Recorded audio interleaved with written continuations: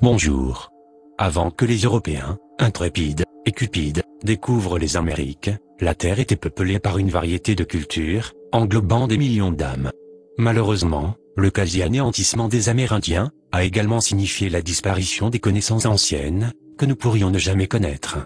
Par conséquent, il est heureux que les efforts des survivants incluent la transmission des histoires, depuis des temps immémoriaux, et beaucoup d'entre eux parlent du peuple des étoiles, un terme qui regroupe différents êtres venus du ciel, pour partager une relation avec les humains, qui méritaient leurs enseignements.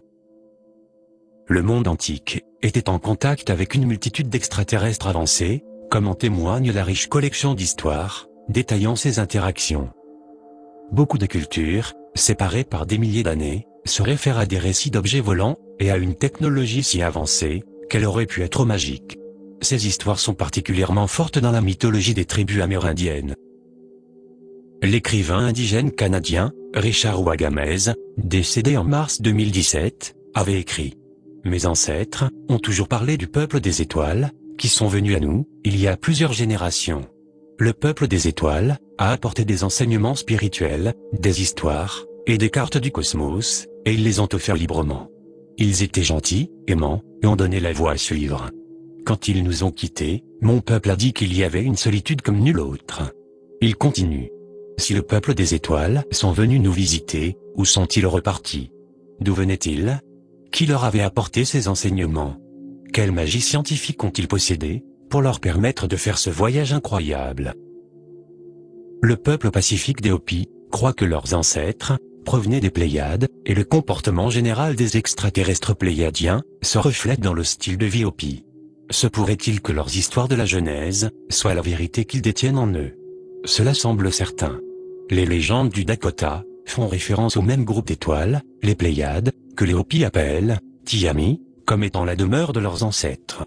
De même, le peuple Cri, qui fait partie des Premières Nations amérindiennes d'Amérique du Nord, pense que dans un lointain passé, antérieur à l'histoire connue, leurs ancêtres sont arrivés des étoiles, sous forme spirituelle, uniquement pour devenir des humains sur Terre. Les légendes autochtones du peuple Lakota parlent d'êtres célestes mystérieux, qui se manifestent comme des sphères de lumière, et choisissent souvent des enfants particuliers, pour les suivre dans un voyage dans l'espace, et dans le temps. Les Amérindiens percevaient la question de visite d'extraterrestres, et même d'enlèvement, d'une manière plus spirituelle, comme l'explique l'écrivain Stéphane Wutuni, dans un article du site UFO Digest. Mon peuple accorde une attention beaucoup plus grande à la recherche de la compréhension spirituelle des choses, plutôt que de courir après la vérité, comme le font les peuples des cultures dominantes.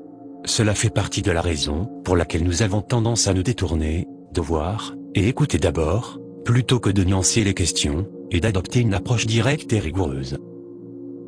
En grandissant dans une communauté très unie, Wutuni a écouté attentivement les histoires transmises par les anciens de sa tribu. Il racontait les lointaines relations qu'ils avaient eues, à plusieurs reprises, avec le peuple venant des étoiles, principalement autour des feux de camp, et lors des cérémonies traditionnelles. Loin d'être quelque chose à craindre, le terme « peuple des étoiles » était juste une expression avec laquelle j'avais grandi, écrit Wutuni. Je me souviens d'avoir écouté avec admiration et fascination l'idée d'avoir des contacts avec des êtres qui vivaient à l'extérieur de notre monde, et parfois, pouvoir leur parler dans mes moments de silence, la nuit. Je voulais savoir qui ils étaient, à quoi ils ressemblaient, et s'ils avaient des familles comme nous.